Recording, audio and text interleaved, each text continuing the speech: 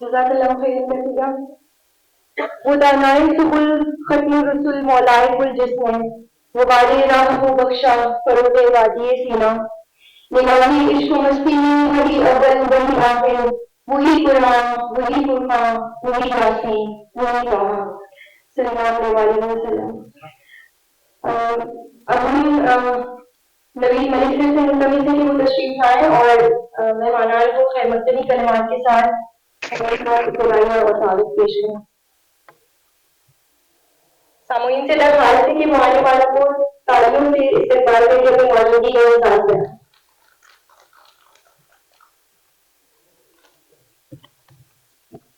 بسم اللہ الرحمن الرحیم. کوئی بات نہیں، تالیاں نہ بھی بجائیں تو صبح کا ٹائم ہے اور ان کی موجودگی کا احساس بھی ہمیں ہے. آپ لوگوں نے اپنا قیمتی وقت نکالا. تو پروفیسر ڈاکٹر مسعود جعفری صاحب کو جب بھی دیکھتا ہوں تو فارسی ذہن میں آ جاتی ہے. ایک شعر مجھے بھی فارسی کا ذہن میں اس وقت جو ہے وہ گھوم رہا تھا کہ زندگی جادست و استحقاق نیست، زندگی پر کسی کا حق نہیں، یہ کوشش کا نام، جز با علم انفس و آفاق نیست. یہ انفس و آفاق کا علم ہے اور جس کی معرفت ہے، اور ہمیشہ انسان کو چاہیے کہ وہ اپنی زندگی میں جہد مسلسل سے جڑا رہے، کوشش کرتا رہے. ادب سماج انسانیت جو ہمارا فورم ہے یہ گزشتہ کئی سالوں سے یہی کوشش کر رہا ہے کہ معاشرے کے اندر مثبت ادبی سماجی قدروں کا احیاء کیا جا سکے. میں پاکستان بھر سے ادب سماج انسانیت کی 6ٹی سالانہ تقریب میں آپ سب کو خوش آمدید کہتا ہوں. احمد ندیم قاسمی کہتے ہیں کہ خدا کرے کہ میری ارض پاک پر اترے وہ فصل گل جسے اندیشہ زوال نہ ہو. خدا کرے کہ وقار اس کا غیر فانی ہو اور اس کے حسن کو تشویش ماحصال نہ ہو. اہل قلم، سماجی کارکنان، فلاحی ادارے اور معاشرتی حقائق کے قائدین کسی بھی ملک اور قوم کا قیمتی اثاثہ ہوتے ہیں اور جس سے وقار و حسن میں اضافہ ہوتا ہے. اس قیمتی اثاثے سے تہذیب کی شاخوں پر نئی کوکھلیں پھوٹتی ہیں. ہمارا فورم اسی مقصد کے تحت کئی سالوں سے ادبی علمی قلمی خدمات پیش کر رہا ہے. ہمارا فورم مذہبی لسانی نظریاتی اختلافات پس پشت ڈالتے ہوئے ہر زبان سے تعلق رکھنے والے شاعر اور ادیب کی قلمی کاوشوں کو سراہتا ہے. فورم کی ادبی اور فکری نشستیں سال بھر پاکستان کے مختلف حصوں میں اور صوبوں میں منعقد ہوتی رہتی ہیں. ہر سال نئے صدور نئے منصوبوں کے ساتھ منتخب ہوتے ہیں اور سالانہ تقریب کا مقصد نہ صرف اہل قلم کا اجتماع ہے بلکہ مجموعی طور پر فکری اور تخلیقی جواہر کو نئے عزم کے ساتھ پرونا بھی ہے. آپ سب کا ساتھ رہا تو انشاءاللہ ہمارا یہ کامیابی کا سفر جاری رہے گا. آپ سب کا بہت شکریہ.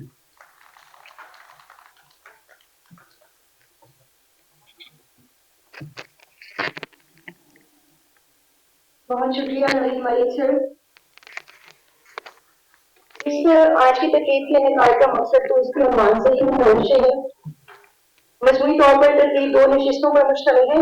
تقریب کی پہلی نشست 2 مزید حصے سے منقسم ہے. پہلی تربیتی ورکشاپ اور دوسری ایک کتاب کی تقریر رونمائی ہے. حصہ اول تربیتی ورکشاپ ہے جس میں روایت اور معاصر رجحانات کو مد نظر رکھتے ہوئے ہمارے وہاں یہ شعبہ اردو شعر اور اردو فکشن کی تخلیقی عناصر کے حوالے سے گفتگو فرمائیں گے جو ادبی شائقین کے لیے تو بالعموم اور نئے لکھنے والوں کے لیے بالخصوص بہترین رہنمائی کا کام دے گی. سب سے پہلے ہم تربیتی ورکشاپ کے اپنے پہلے تربیت کار کو دعوت دیتی ہیں. انگریزی ادبیات کے استاد، عالمی ادب پر دسترس رکھنے والے، اردو اور فارسی انگریزی زبان کو بخوبی رکھنے والے، اردو ادب کے نامور شاعر، محقق، نقاد، assistant professor federal director of education جناب منیر فیاض صاحب سے التماس ہے کہ وہ تشریف لائیں اور सामने जवान की उम्मीद जो होंगे अपने असरात में उनकी तबीयत का है। बहुत शुक्रिया बहुत शुक्रिया आप सब अहबाब का, नवीद मलिक साहब का, इस तंजीम का जिसने इतना अच्छा प्लेटफॉर्म सजाया हुआ है बड़े अरसे से। और हमें आपस में, मैं ये समझता हूँ कि इस वक्त हमें इस तरह से अदबियात की जो सूरत हाल है, हमारी जो स्पेस शायर को मुयसर थी 50 साल पहले, 30 साल पहले, वो बहुत मार्जिनलाइज हो गई। लेकिन उसके बावजूद ये जो काम लोग कर रहे हैं, अपनी कमिटमेंट का सबूत दे रहे हैं, ये काबिल तहसीन है। और ये होना चाहिए क्योंकि इस वक्त हमें आप देखिए कि जिस तफरीक का सामना है इंसान को, उसमें किसी एक कबीले खित्ते की बात नहीं है। जिन तफरीकात का सामना इस वक्त इंसान को है, ग्रोहों में, धड़ों में, तबकात में, तो जितने टूल्स मुयस्सर थे इंसानियत को यकजा करने के लिए, वो सब आजमाए जा चुके हैं, नजरियात भी आजमाए जा चुके हैं। 20वीं सदी नजरियात के इन्हिताब की सदी थी।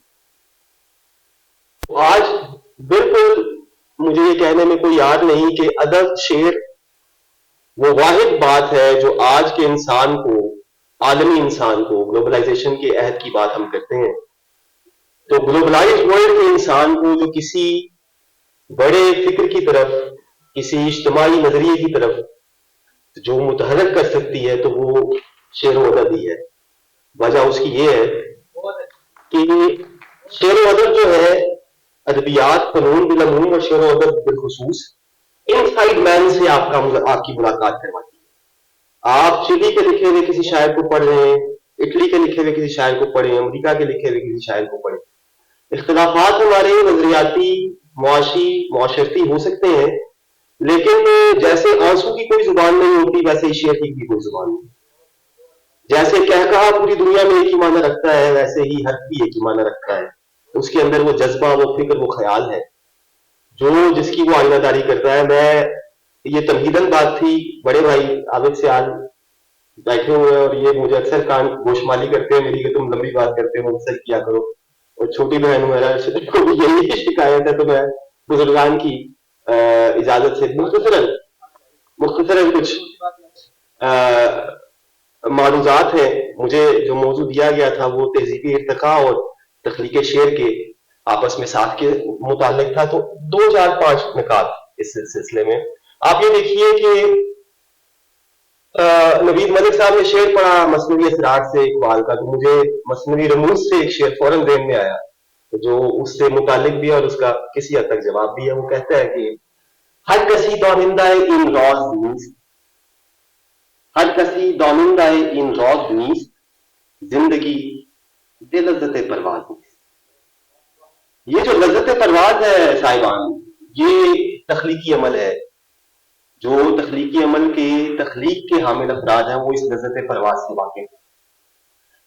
शायरी का हमेशा से ताल्लुक, जो रिकॉर्डेड पोइट्री जो हमें मिलती है 3000 साल तकरीबन उम्र हो गई, दस्तावेज शुदा लफ्ज की, तख्लीकी लफ्ज की तकरीबन 3000 साल की उम्र है। होमर से भी पहले इस खित्ते में शेर कहा जा रहा था। 700 कबले मसीह उसका दौर बनता है और यूनानी और यहाँ हिंदुस्तानी दोनों तहजीबों में ये समझा जाता था कि कोई देवी देवता है जो खुसूसी अफराद पे मुर्तबित होते हैं, कर्म करते हैं। तो एक खास कैफियत है जिसके अंदर वो शेर कहता है, ये कैफियत हर किसी को हासिल नहीं। हर किसी दानिंदा इन राज़ जिंदगी पे लज्जत परवाज़ नहीं। ये चोजन पीपल है और इस पे अफलातून का बड़ा मकाला है, अरस्तू की बड़ी मुबाहिस है, कई दफा हम बात कर चुके हैं। मुख्तसरन ये कि ये इंस्पिरेशन है। आपको कोई आला अरफा तक ताकते हैं, अरफा तक ताकते क्यों? उसकी रीजन शायद ये है कि किसी भी अहद में, किसी भी जमाने में जो उस अहद की एक एपिस्टीम या रूह असर जिसको कहा जाए, एक इज्तिमाई हिस्सियत जो शऊर की है, उसका अरफा तरीन इजहार, अरफा तरीन अफकार, अरफा तरीन जज्बात सांचाए शेर में ही पेश होते हैं। और जो शायरी की जबान है वो अपनी फिनेसे के हिसाब से, अपनी एस्थेटिक्स के हिसाब से, اپنی تہداری کے حساب سے اپنے عہد کی عرفہ ترین زبان ہوتی ہے۔ تو ایک جو غیبی طاقتوں کی کار فرمائی ہے وہ تو ہمیشہ سے شاعری کے ساتھ متصل ہے، اس کے ساتھ اس کو جوڑا جاتا ہے، تعلیق اس کی جاتی ہے۔ اور آپ دیکھیے جب ہم آگے آتے ہیں زوال رسالت میں آپ صلی اللہ علیہ وآلہ وسلم میں بھی، تو جو قرآن کی شکل میں جو وحی نازل ہو رہی تھی وہ اپنے زمانے کے بڑے سوالات پہ، بڑے مسائل پہ اپنے عہد کی عرفہ ترین زبان میں نازل ہو رہی تھی۔ آپ دیکھیے اوزان نہیں ہے اس میں، لیکن اس کے باوجود جو کہا جاتا تھا کہ یہ شعر ہے، جو نہ ماننے والے کہتے تھے کہ یہ شعر ہے، تو اللہ تعالیٰ کو کہنا پڑا بارہا قرآن میں کہ شعر کا علم تو دیا ہی نہیں۔ ثبوت اس کا ایک یہ بھی تھا کہ آپ صلی اللہ علیہ وآلہ وسلم کا ذوق شعری بہت اچھا تھا، لیکن آپ کو شعر یاد نہیں رہتا تھا۔ آپ جب شعر پڑھتے تھے تو اس میں بے وزنی کی کیفیت ہو جاتی تھی۔ تو اس کا جو حضرت ابوبکر رضی اللہ عنہ نے بھی بات ہے، بعض مفسرین بھی کہتے ہیں کہ شعر کو پڑھنا، شعر کو یاد رکھنا بھی علم شعر میں ہی شامل ہے۔ اگر آپ صلی اللہ علیہ وسلم شعر کو پڑھنے میں اور شعر کو یاد رکھنے میں ماہر ہوتے تو وہ علم شعر کے حامل کہلاتے، اللہ تعالیٰ کی قرآن کا جو ہے غلط ثابت ہوتا۔ تو یہ شاعری اتنی اندر تک سے آپ کو نکال کے کاغذ کو منتقل کر دیتی ہے۔ آپ کی پوری شخصیت کا نچوڑ تخلیقات بیٹھے ہوئے ہیں، آپ کی پوری شخصیت کا، پوری ذہنی عمل کا اور پورے سماجی عمل کا نچوڑ وہ 2 لائنوں میں آ جاتا ہے کاغذ پہ، جس کو ہم شعر کہتے ہیں۔ تو آپ یہ دیکھیے کہ ہر زمانے میں جو تہذیبی مسائل ہوتے ہیں، جو فکری مسائل ہوتے ہیں، جو مابعد الطبیعاتی مسائل ہوتے ہیں، جو سماجی مسائل ہوتے ہیں، ان سب کی بہترین آئینہ داری آپ نے کسی عہد کے بارے میں پن پوائنٹ کرنا ہے۔ حاشیے پہ اور مسائل بھی ہوتے ہیں، ارد گرد اور معاشی بھی ہیں، سیاسی بھی ہیں، سماجی بھی ہیں، لیکن اگر آپ نے اس عہد کے انسان کی ذات کا، معاشرے کا اور بڑے سوالات کا، بڑے سوالات سے کیا مراد، میں نے یونانی ادب کی بات کی تو آپ کو سارے یونانی ادب میں ایک بات ملے گی، عرفہ ترین سوال تھا انسان اور جبر تقدیر، مین اینڈ فیٹ۔ ایک طرف مین ہے اور دوسری طرف تقدیر کی قوتیں ہیں، کار فرمائی ہیں، اور ان دونوں کے درمیان جو ہاسٹیلٹی ہے، جو عداوت ہے، جو مخاصمت ہے، اس میں اس کا ریکارڈ آپ کو ملتا ہے، جس کو اب سب سے بڑا المیہ کہتے ہیں عہد کا، تاریخ کا، ادب کا، ایڈیپس کا۔ اس کا بنیادی مسئلہ بھی یہی ہے کہ ایک طرف انسان ہے اور دوسری طرف اعلیٰ طاقتیں ہیں جن کے مقابلے میں انسان کی حیثیت کیوں نہیں، کوئی نہیں۔ انسان ہیرو ہے۔ انسان ہیرو کیوں ہے؟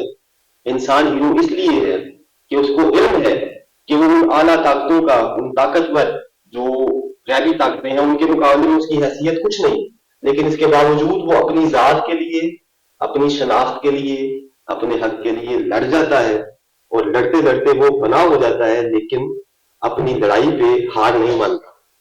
میں نے کہا کہ but man is not made for defeat, man can be destroyed but not defeated. ادب اس کا آئینہ دار ہے۔ آپ دیکھیے ساتھ ساتھ تہذیبی ارتقاء کی بات ہے کہ جب آپ کا مشینی دور آتا ہے، حالیہ جس زندگی میں ہم رہ رہے ہیں یہ 200 سال پہلے شروع ہوئی، تہذیبی دور میں بھی، مشینی دور میں بھی انسان کو پھر نئے درپیش، نئے مسائل درپیش ہوئے، اور انہی کی آئینہ داری آپ کو ملتی ہے سارے کے سارے شعر میں، مغربی شعریات میں، اور یہاں ہمارے ہاں کیونکہ نوآبادی دور تھا تو وہ اس نے جس طرح سے انسان کو اس کے بنیادی شناختوں سے، مسئلہ شناخت کا ہے ہر عہد میں، انسان کو اس کی بنیادی شناختوں سے دور کر کیا۔